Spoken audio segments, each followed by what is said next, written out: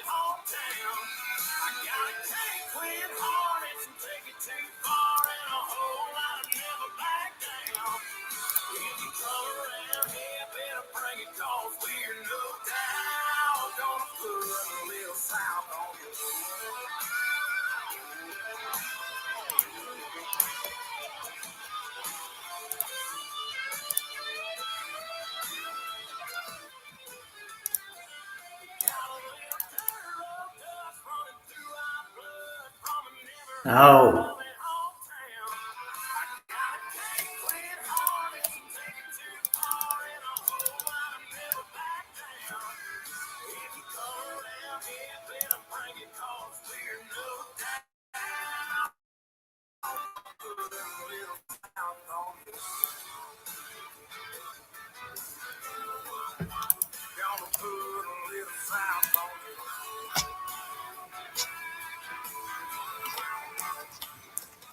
Whatever, let's start the show.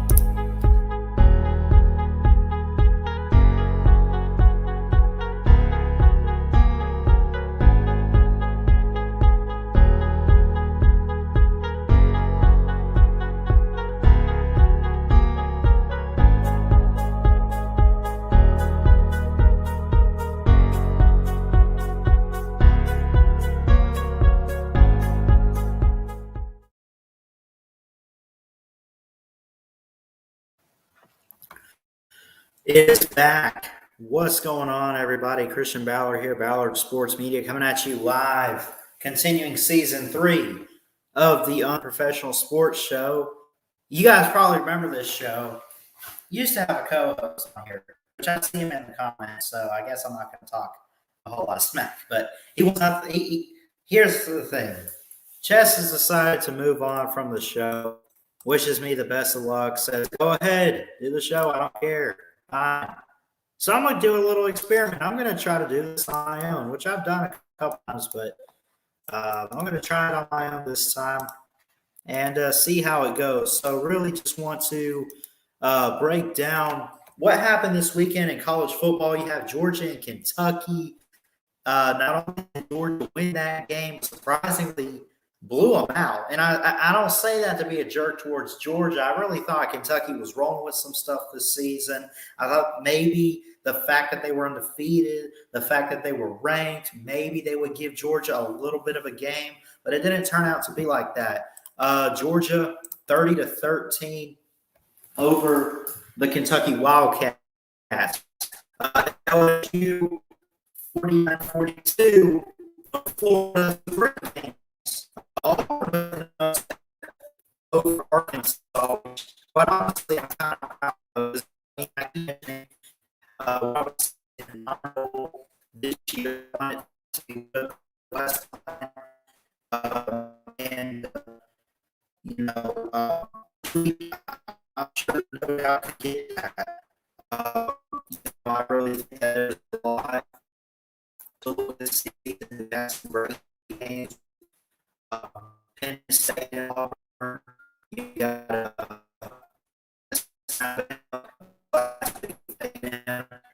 now upset of the year so far, which I don't know why everyone was super surprised in the offseason he's going to do this. So that everything.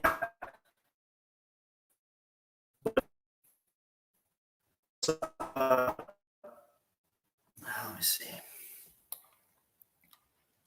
What's up, Chess? What's up, Atypical Gump? What's going on?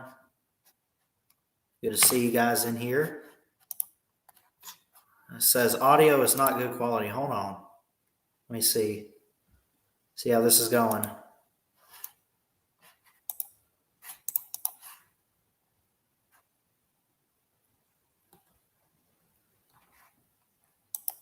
See how this is going.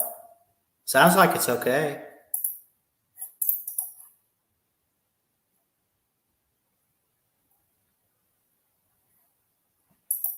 See how this is going. Yeah, there we go. Okay. So anyway, getting back to some of these games, Google's not really cooperating with me.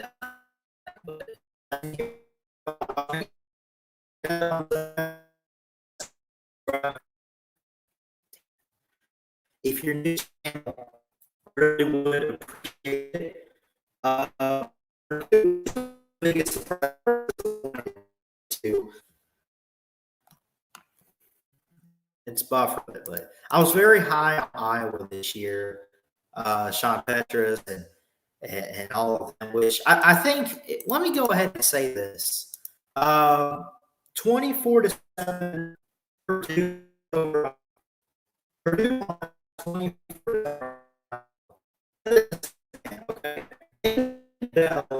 is one of the top guys the draft first receiving. Or 175 yards, 3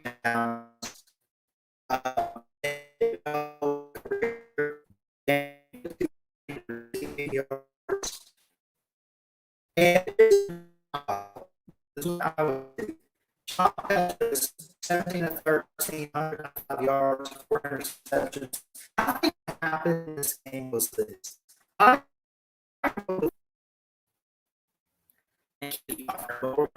okay.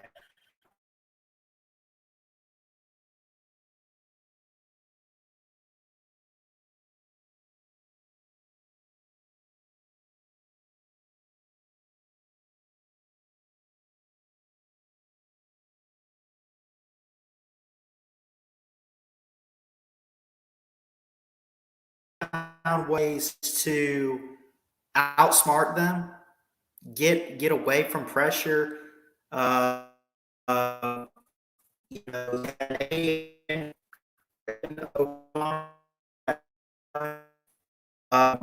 I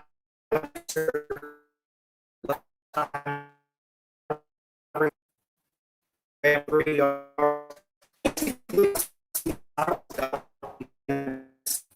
clearly was that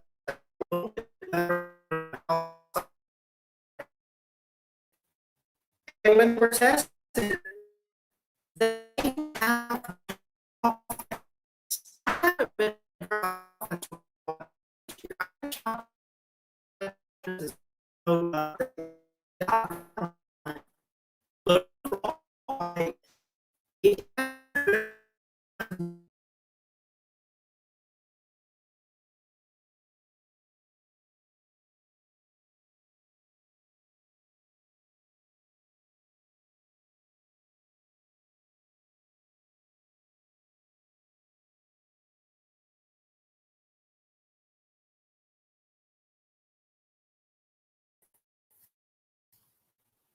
this is killing me.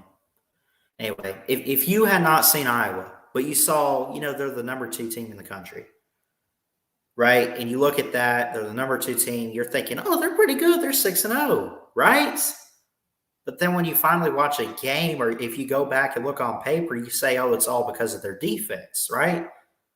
Well, the offense showed their shoulders, and it's not a bad offense. Kirk Ferentz is working with something, but he's defensive minded. It's more on the defensive side of the ball, which is great. But I still think, even with all the defense that we're seeing this season, like a team like Iowa, like Georgia, like Alabama, like even Clemson still has great defense, but clearly they can't figure anything out, and they're out of the playoff picture and everything. But you look at all the defenses that we have, right? I still think, even though there's a lot of defenses, at least this season, you still need some offense to answer for it and pick up overall, which clearly Iowa failed to have that when you look at it. So let me see. If I can get ESPN to load, I can pull up some scores or whatever. Maybe we'll see. See what we can do here. But yeah, so some key games: 49-9, Alabama over Mississippi State. Bama bounced back. A&M broke them. Got an upset, which is common in college football. Just a regular upset in the SEC. See it all the time. Auburn 38-17 over Arkansas. Did both prove something? Arkansas has had some good defense. They've had great offense, but Auburn shut them down. Right? Georgia over Kentucky. Undefeated SEC East teams colliding. You have that. And they go head to head. But Georgia wanted to prove, I guess, why it's them and everybody else still in the East, regardless of Kentucky, which Kentucky had some good moments. They have, they got their own special players and everything that work together to create what they've had this year. Good secondary, pass rush, some good defense, but it's not quite up to the Georgia or Bama level in the SEC. And Will Levis, I think, is a pretty talented quarterback. Remember, he transferred from Penn State over to Kentucky. He's not – Kentucky's not a bad team. They just had a bad loss and a bad game against Georgia. And you can say, oh, well, it was 30-13 and Georgia only won that big because they're Georgia and that's what Kirby Smart – and I understand that. But I really think that I think Kentucky is better than just 13 against Georgia. I really think if they had given it a little bit extra effort, they could have hit maybe 20, 21 points, maybe no more than that, but maybe could have got an extra touchdown in there. I think they're a little bit better than that. But Georgia, on the other hand, is incredible that they were able to pull away and hold on to that game. The key ups, well, not really the key upset, but a key game that I saw yesterday I really enjoyed was the Auburn-Arkansas game. That was something else, right? 2 touchdowns by Auburn in the third quarter, plus outscoring Arkansas in the fourth 10-0, right? Were key. You had Bo Nix on a 23-yard run on a 12-play drive in the fourth quarter to practically go ahead and seal the game. There was a 71-yard bomb to the Georgia transfer, Demetrius Robertson, in the third quarter. Tank Bigsby is a key running back that I think is really good for Auburn. 18 carries, 68 yards, and a touchdown. Bo Nix, just shy of a 300-yard game. Still,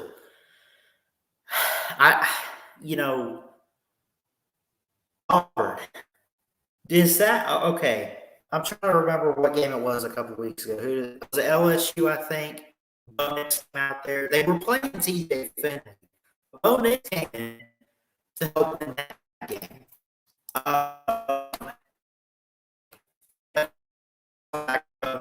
Which I don't quarterback. I think he is. There's nothing wrong with it. But Bo Nix had a pretty good performance yesterday, and I don't think we give him enough credit. I don't think we're giving Auburn enough credit for the season that they're having. I mean, yeah, they're 5-2, but their two losses are probably two of the best losses right now. You have one that was a wideout week 3, Happy Valley against Penn State, and then the other is Georgia, who's the number one team right now, looking to end a 41-year drought of a national title. You know, Georgia finally has it back to being a national contender. You know, at least for a national standpoint, instead of just yeah, we're going to the East and go to Atlanta. Whatever. No, they have it set. They have their quarterback situation handled finally with JT Daniels. They got key receivers. They got good depth. They got the best defense that I think Kirby Smart's footed in a few years. I really believe that. You know, and look, there's quite a few teams out there. See, this is what is so awesome about this season is that the variety. Like not even 2 years ago, it was Clemson, Bama, and everybody else.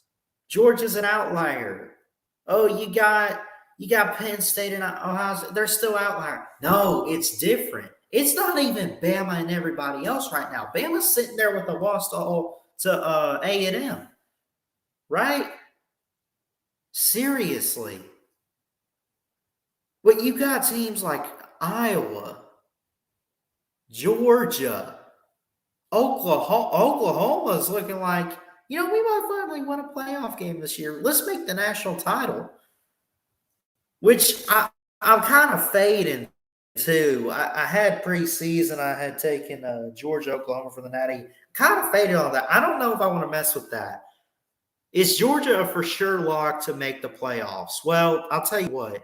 If they go undefeated in the regular season, they make it to Atlanta. Whoever wins the West, because let me remind you guys, Auburn not only beat Arkansas, but because they're 2 losses, okay, they have only 1 loss in SEC play.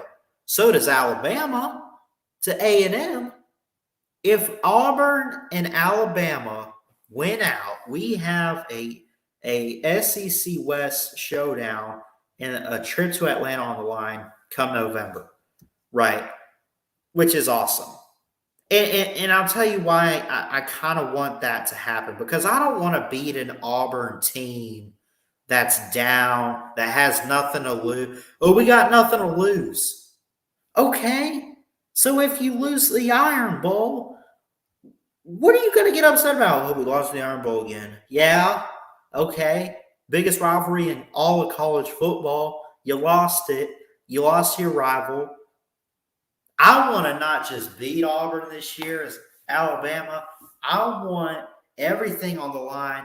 They have a chance to do something historic and amazing and go forward with their season. And boom, Alabama sits there and takes it from them, snatches it right out of their hands. I kind of want that in a way. But we'll see. I don't know. But again, you look at let's look at the top 25 too, because the rankings were released. Some shakeup for sure. Hold on. So let me share it. It's not.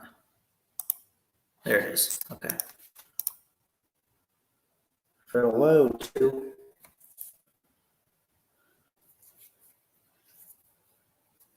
So week 8 of the college football season,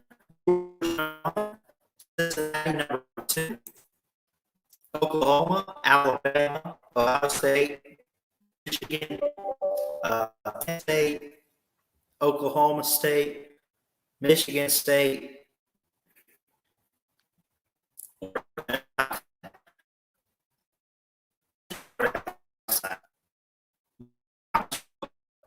at the top, I guess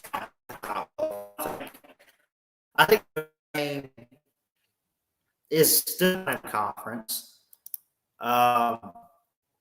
the fact they have lost their time, they're not making the playoffs. Wake Forest to do whatever they want to in the ACC. I just that'd be great for them, but I don't think it'll compare to like the Big Ten, and we'll get to that in a second. And like the Big 12, like okay.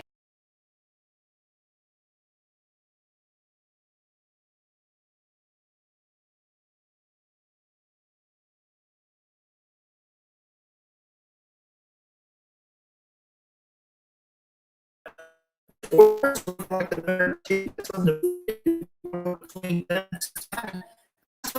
The top. You know, you have to take one of those two teams.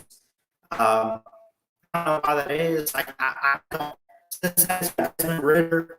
Luke Fickle's a great head coach. He's got something working. It's incredible. Um, some key games to look to. Some games coming up. You're going to have Ohio State, Michigan first. You're going to have Ohio State and Penn State. Like these teams here, look at the Big Ten. They have to play each other, right?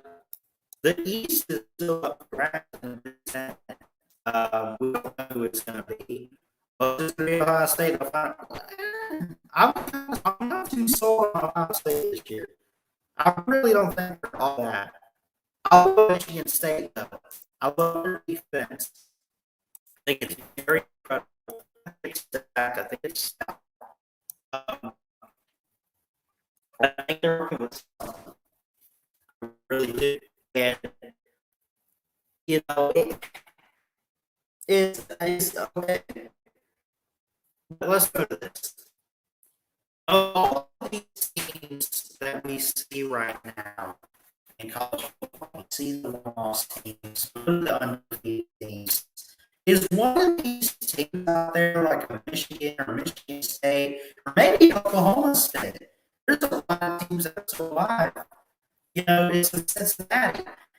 Is one of those teams going to be in the situation? I'm not talking post this, like after this season, but is there maybe a team? I want to hear you guys on that is this year's version of 2019 LSU. And I'm not saying that anyone's going to have Heisman winner on these teams, but it's someone like Michigan State or, you know, Wake or Cincinnati or whoever. Is someone on the table whenever game seems to the playoffs and win it all?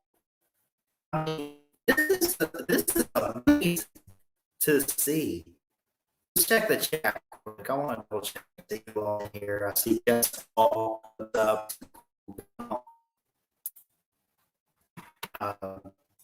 Crimson Bray. What's up, buddy? What's up, my man? Says we'll keep line. But you know, think back to that. Is there someone out here having a LSU runner this year? Yeah, Michigan State. They did 2015. They got out by Alabama, but they still have to run. When you look at Michigan State, let's go get that real quick. Stop share screen. Let me go back.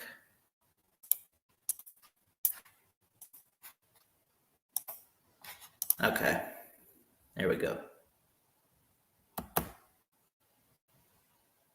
I don't know if we'll get comment off the screen here. Or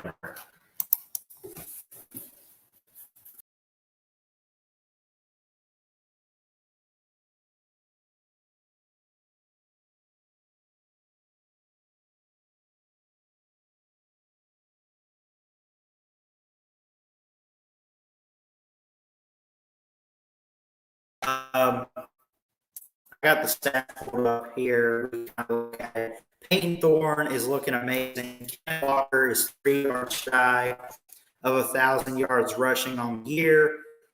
Xavier Henderson is an amazing safety in next year's draft. From what I've heard, I think he's next year's draft. I've heard a lot of him. He's amazing. Peyton Thorne is the key quarterback. He's poised in the pocket. He's very aware. He has the whole line of issues. He has taken 10 sacks. But regardless of that, the way he responds after a bad play is incredible. Just shake it off. Keep going. He's got over 1,000 yards. He's got a long passing play, 85. He got 4 picks. He's got 50 touchdowns. Reed is a key receiver. Trey Mosley, Jalen Naylor, leads the team.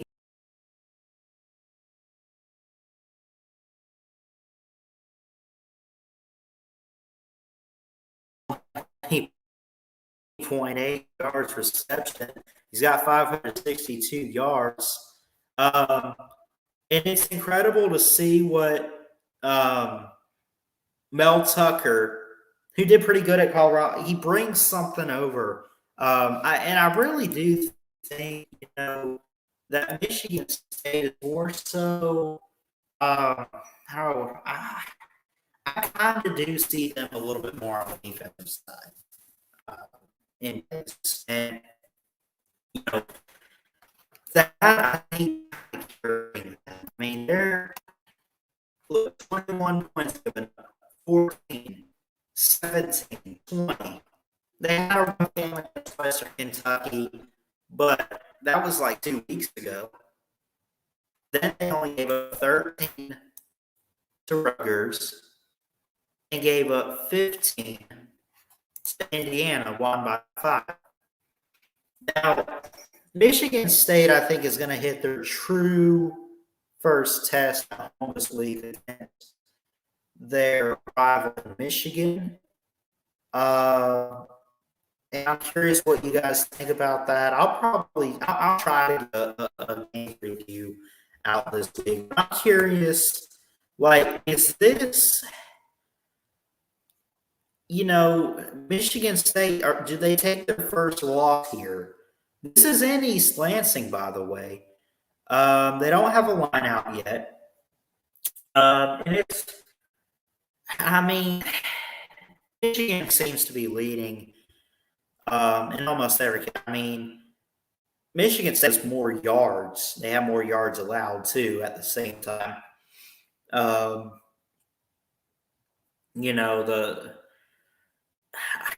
I would say Kenneth Walker is the better running back.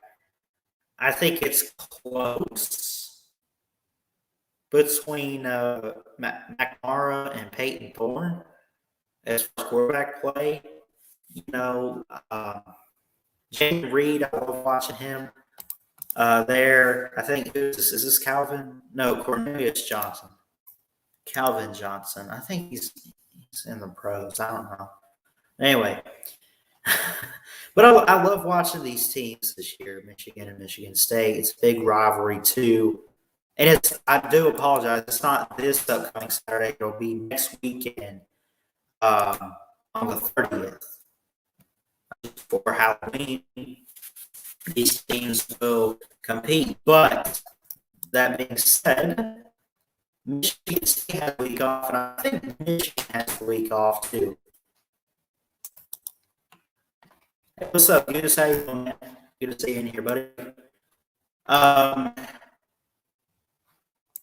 It's just incredible the different teams, the variety of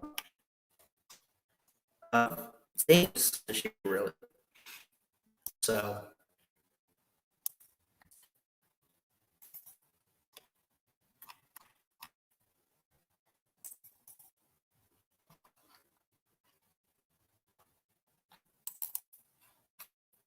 we can go in depth of some more of these games too. Get whatever I was going to do there first. Let's look at LSU and Florida. The upset 2 years in a row, and I don't think any shoes were this fun, but Mac Johnson had a good game 14-24, 3 touchdowns, 133 yards. Anthony Richardson had 3 touchdowns as well, had more yards, 10 of 19, but 2 bad plays, costly, and they were interceptions, which, of course, turnovers are a key game changer. Tyrion Davis-Price is the running back. 18-yard run, 40-yard run, 25-yard run. I mean, he had 3 rushing touchdowns. I mean, holy cow, 65 yards plus, I guess, that 18 there. You do the math, 83 yards. That's incredible. He actually had 287 overall in the game. He had the ball 36 times. LSU really fed the run game through the defensive line, and Todd Grantham and everybody on Gators threw them off. It was a shootout. But ultimately, I don't know what to say about this one. I mean, this was incredible to see. 4 picks in this game by LSU. 2 of them by Richardson. And I'm assuming, I guess, Emory Jones throw picks in there too. I don't know, but anyway. 27 first downs to 22. So, okay, Florida had just barely more time possession. They had more yards. They had more first downs. Again, and like this where it's really, really close, what is the big difference? 4 turnovers to 0 turnovers. 4 turnovers. If the Gators, I mean, they can maybe have 1 or 2, right? But they had 4 in this game, which, of course, LSU just kind of fired back with answers and scored. But I guarantee if Florida gets a couple of those back or doesn't have at least 4, who knows what they do. And I guess they win this game. So, yeah. And okay, I see Goose here. I want to get his thought, Coach.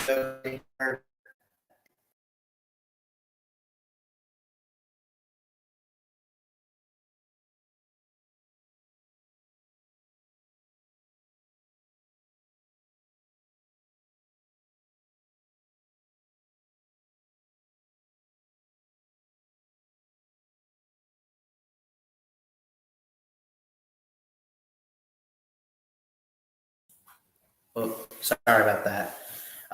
Anyway, I want to get your thoughts. You get back to this. LSU has 2019. Then last year kind of took a step back. Pandemic, lost some players. We get it, right? This year's no excuse. They fired this morning. Actually, I saw it after church. Coach O's been fired. Now, if they had lost the game, I can understand that. What? I see Goose in the comments. Hear from him, or really anybody. I'll hear from your hear your thoughts on this. But what the? I mean, why? After a big win like that, do you fire the coach? Now, had LSU lost this game, I would understand. But you won the game. Why now? Why fire now? Why not wait till after the season? Why not wait till maybe the next loss, like to Alabama or whoever it might have been? It's mind-boggling. It doesn't understand. I don't understand it. It doesn't make sense to me, but it is what it is. I mean, and it's not the first time I've seen it. But why do teams fire a coach after a win? Because the season's not going the way we expected it to. It's not going the way that it should. It's not Okay, and you're going to fire a coach for a win like that? That's a big win. Go to play Florida.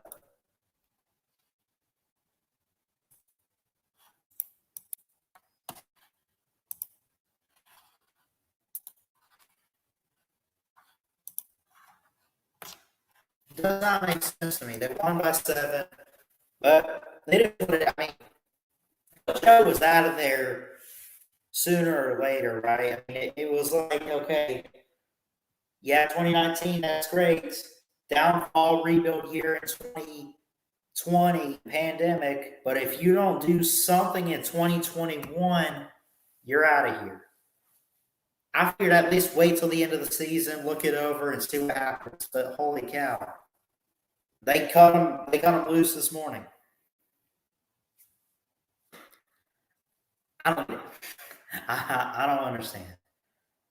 But yeah, that guy. That's pretty much all I got. I mean, some upsets. 33-7. NC State beat Boston College.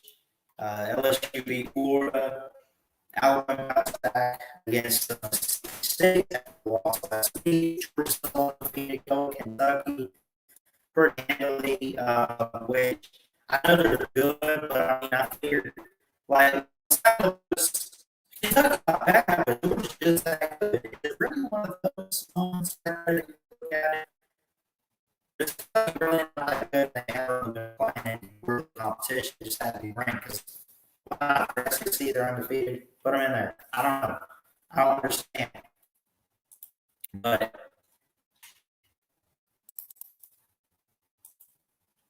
LW is in here. What's up?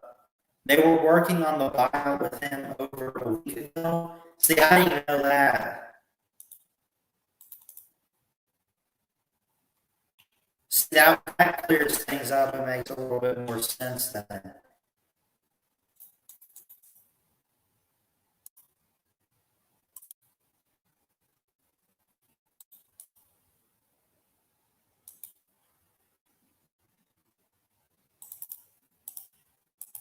So, yeah.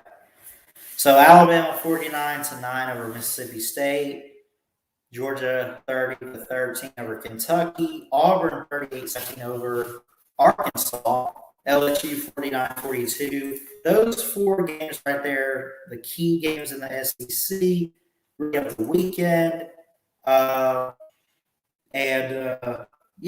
it's an amazing and exciting weekend. College football and yeah, it just see teams bounce back after losses. Teams keep going like Georgia, yeah, but there's still plenty of the season left. I'm gonna try to get back to doing this professional sports show for you guys here. Uh, Try to do it 9 o'clock or whatever on Sundays. Well, I don't know. I mean, I don't got to work at least next Sunday, so we'll see how it plays out.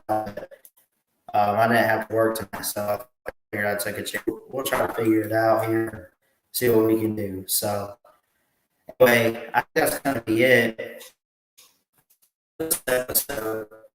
And, yeah, y'all know what to do. Go check out the website. A lot of great stuff coming. A lot of great stuff coming to the channel in 2022. Later on. Some stuff what I want to do with the channel. There's a lot of stuff coming around on the channel, and I say if you're new, hit that subscribe button and stay tuned. Hit the bell, you can get notified when I go live. Hit that thumbs up on your way out. I love you guys. Jesus loves you. I'm out of here. Thank you so much. God bless. And as always, roll tide, roll. Love you guys. Jesus love you. Power Sports Media. Check it out. Y'all have a good one. Roll tide.